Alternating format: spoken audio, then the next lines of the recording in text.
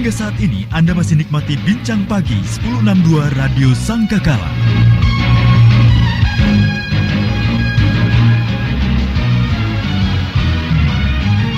The Voice of Love, Kekasih Tuhan, masih melanjutkan kebersamaan kita dalam program Bincang Pagi bersama dengan Ibu Frida Ismantoro dari Gereja Bukit Zaitun.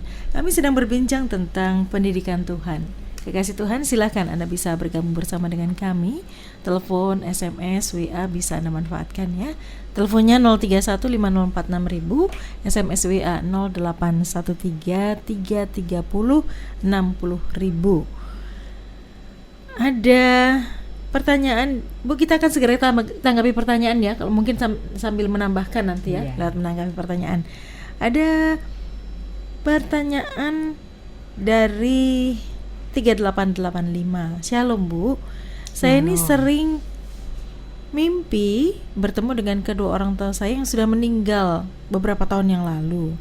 Seakan-akan mereka masih hidup dan bicara dengan saya, mengingatkan saya, mendidik saya, dan kadang-kadang menegur saya. Bagaimana ya, Bu, cara mengatasi hal ini?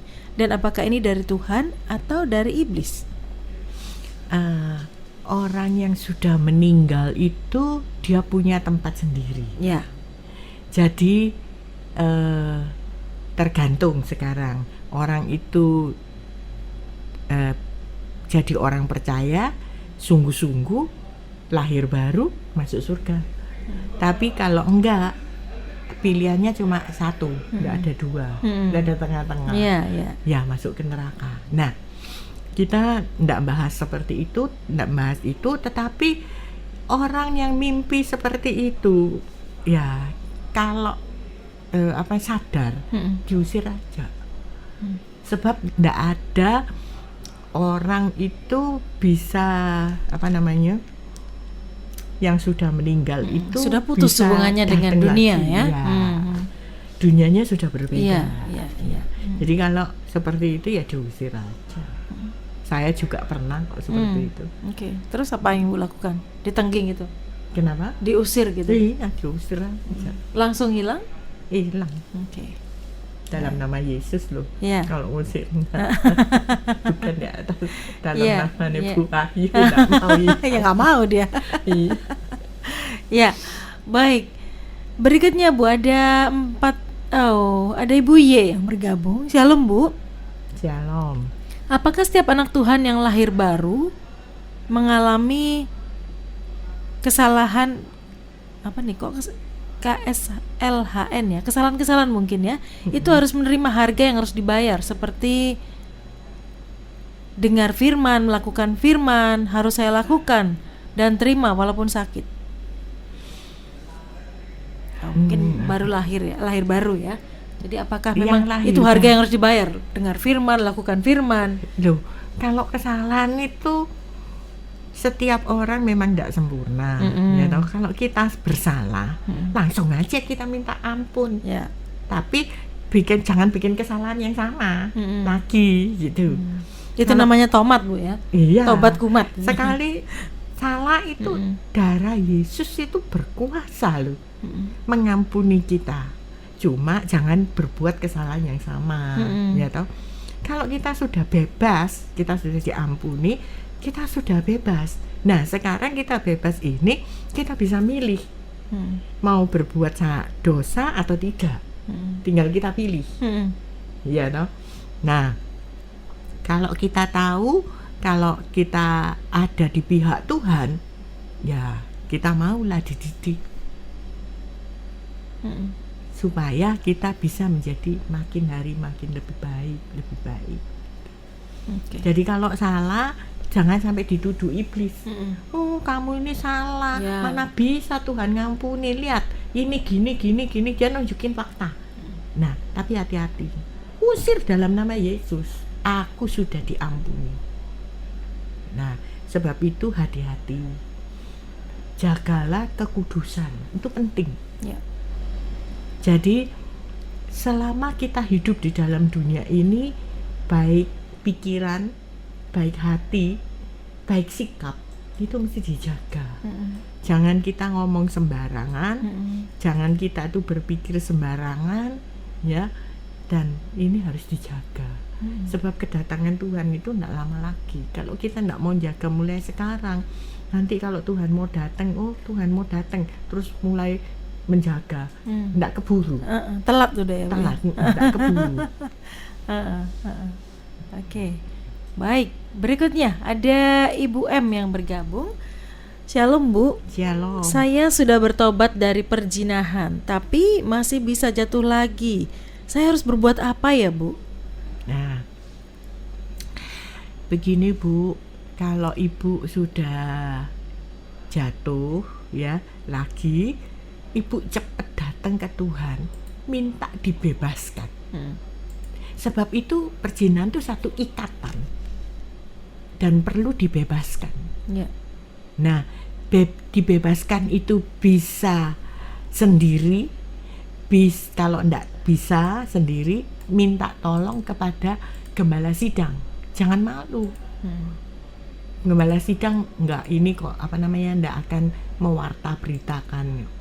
Minta tolong gembala sidang atau pimpinan di tempat umpamanya Komsel, PS ya, persekutuan doa. Itu pimpinannya yang bisa dipercaya, jadi nggak disebarluaskan begitu ya.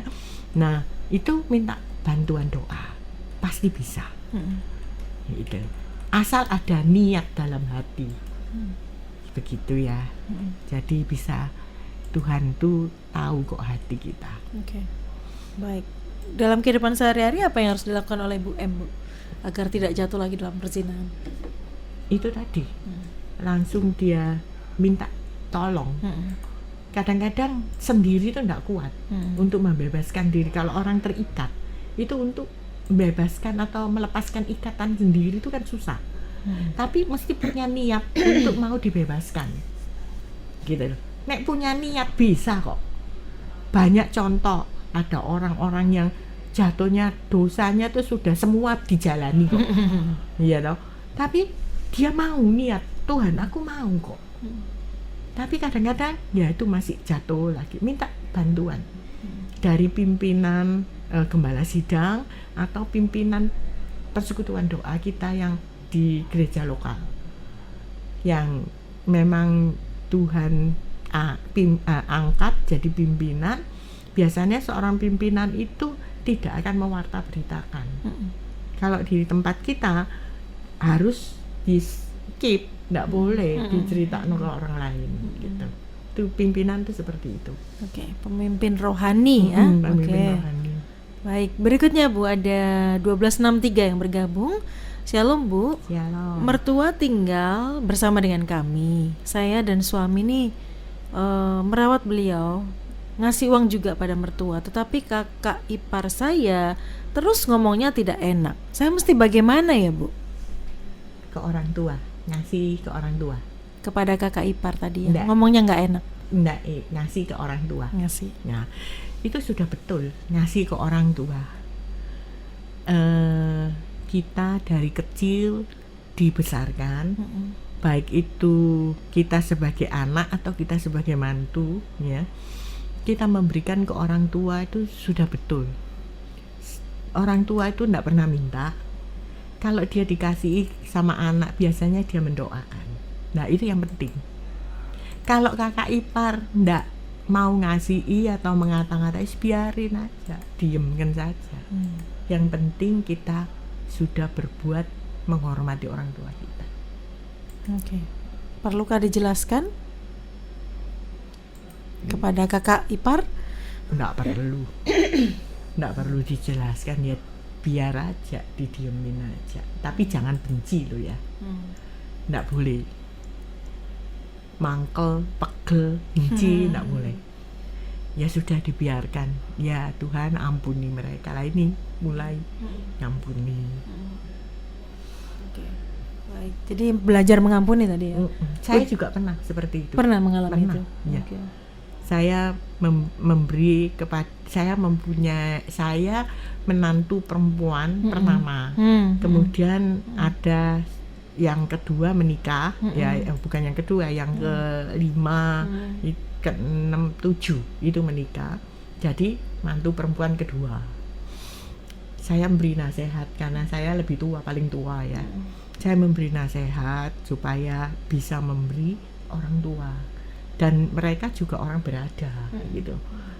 Saya bilang kasihin lah kepada ibu ya, kepada mama, kasihin.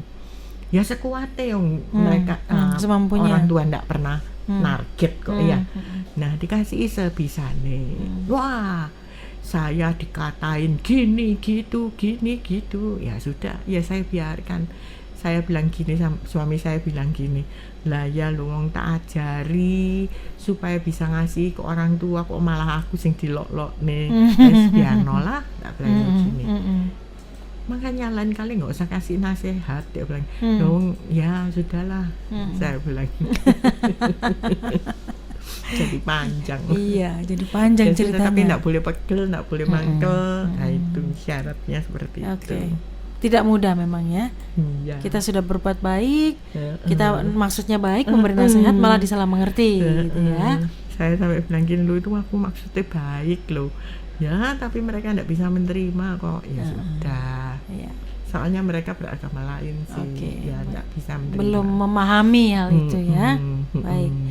Kekasih Tuhan, masih akan terus menanggapi pertanyaan-pertanyaan Anda. Silahkan, Anda masih bisa menyusul ya, bergabung di telepon, SMS maupun WA. Kami kembali ke ruang dengar Anda sesaat lagi.